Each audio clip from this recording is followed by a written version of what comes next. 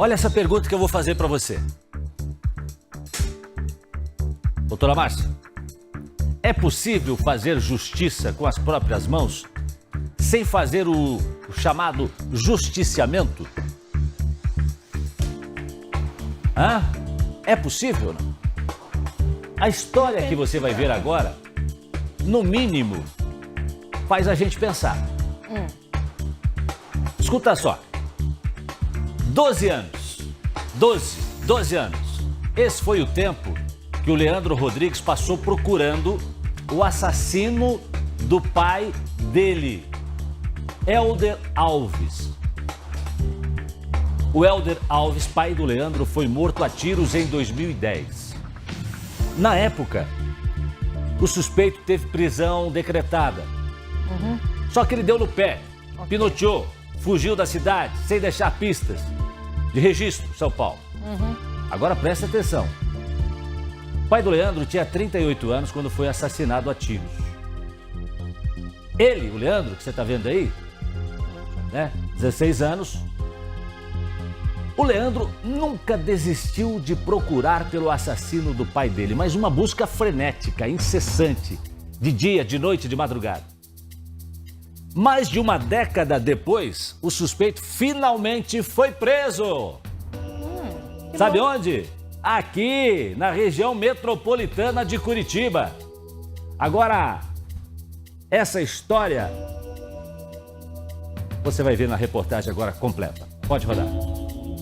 Meu nome é Leandro Rodrigues Ferreira Alves, tenho 28 anos, perdi meu pai assassinado quando eu tinha 16. A história do Leandro que você vai conhecer agora parece um filme, mas é real. Você saber que seu pai foi vítima de um homicídio cruel é muito mais difícil você aceitar. Um drama que vai além da tragédia que assola a vida de um adolescente. O que chama a atenção aqui é a busca incansável por justiça. Era uma busca que fazia parte da minha vida. Enquanto eu não conseguisse solucionar isso, para mim, como se tivesse sido em vão. Tudo que eu fiz, todos esses anos que eu perdi, tudo que eu deixei de conquistar, momentos que eu deixei de ter com a minha família. Leandro dedicou 12 anos da vida para cumprir a promessa, fazer justiça com as próprias mãos. Mas quando você escuta essa frase, o que te vem à mente?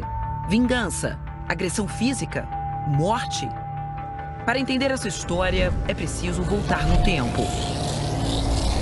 2 de abril de 2010, cidade de Registro, interior de São Paulo. Hélder Alves, de 38 anos, ia para a delegacia fazer um boletim de ocorrência contra um homem que o ameaçava de morte, mas não conseguiu chegar a tempo. Foi baleado e morto bem aqui, na entrada do local. Na época, Leandro tinha 16 anos. Nesta foto, aparece de mãos dadas com o pai, aos 2 anos de idade. Ele não tem dúvidas sobre o que teria motivado o crime. Por ciúmes. O metalúrgico conta que o suspeito, Cícero Manuel Júlio da Silva, mantinha um relacionamento com uma ex-mulher do pai dele. Hélder e a ex-companheira tiveram um filho. Leandro diz que as visitas de Hélder à criança incomodavam Cícero. Meu pai se separou da minha mãe, aí ele teve um novo relacionamento, no qual ele teve um filho. Esse filho, na época, estava com 4 anos. E ele tinha um bom relacionamento, ele ia todo dia lá na casa dela, ele conversava com o menino, ele pegava o menino para cortar cabelo, ele tinha um contato com ele, sabe? Depois das investigações, a prisão de Cícero foi decretada, mas ele teria fugido sem deixar rastros. Ninguém estava conseguindo essa informação dele, porque ele estava usando uma pessoa à frente dele para tomar todas as ações. Então ele ficava como um fantasma. Ele usava uma pessoa para fazer tudo para ele e ele ficar despercebido. Despercebido, mas não para Leandro. Foi aí que começou uma caçada ao assassino. Leandro conseguiu um estágio no fórum da cidade. Queria ter acesso ao processo sobre a morte do pai e assim conseguir informações sobre o suspeito. Apareceu uma oportunidade de fazer estágio e eu acabei fazendo a prova, consegui passar, graças a Deus. Eu precisava, de qualquer jeito, trabalhar no criminal. As buscas duraram anos, foram muitas noites sem dormir. Sempre que podia, Leandro tentava encontrar pistas que indicassem o paradeiro de Cícero. E o mais curioso, foi graças a um erro de digitação que o metalúrgico acabou descobrindo o que precisava. Estava de madrugada já, era mais ou menos umas 2 horas da manhã, e eu fui pesquisar o nome dele. Nesse dia, eu fui escrever o nome dele e errei uma letra. E quando eu dei uma olhada naqueles primeiros tópicos que estava lá do Google, era um MEI. E me chamou a atenção que quando eu abri esse MEI, era o nome dele. Leandro tinha descoberto que o suspeito era um microempreendedor. Cícero abriu uma empresa na capital de Sergipe, Aracaju. Um detalhe chamou a atenção. A empresa era no Nordeste, mas o número de celular registrado era de Curitiba, no sul do país. Então, o cerco começou a se fechar.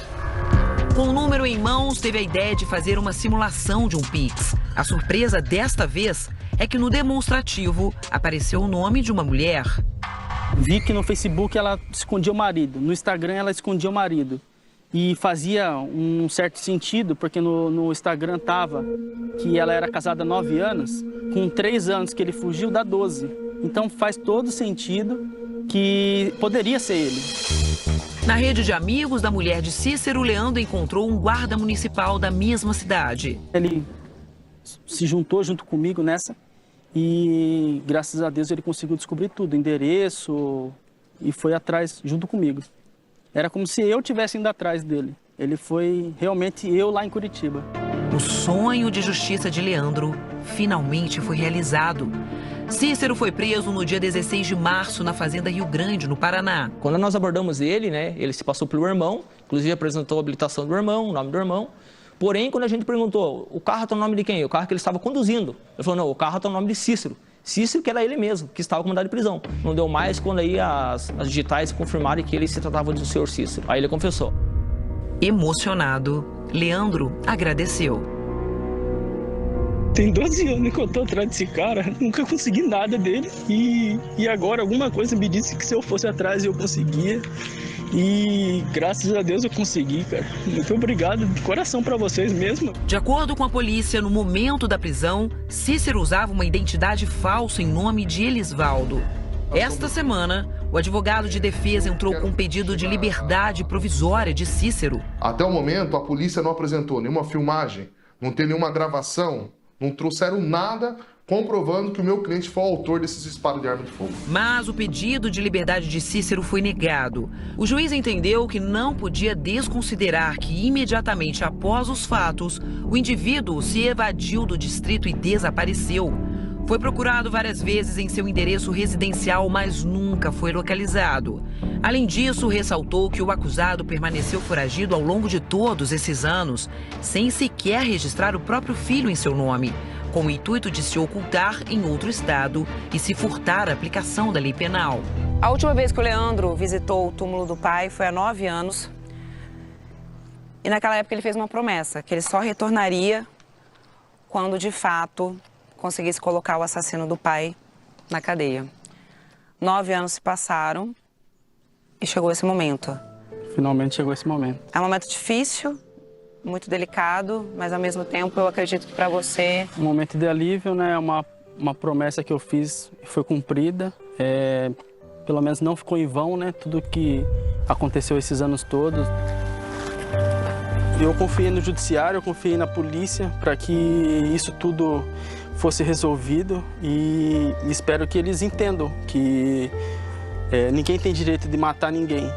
E que quando acontece isso, prejudica a vida de uma família inteira.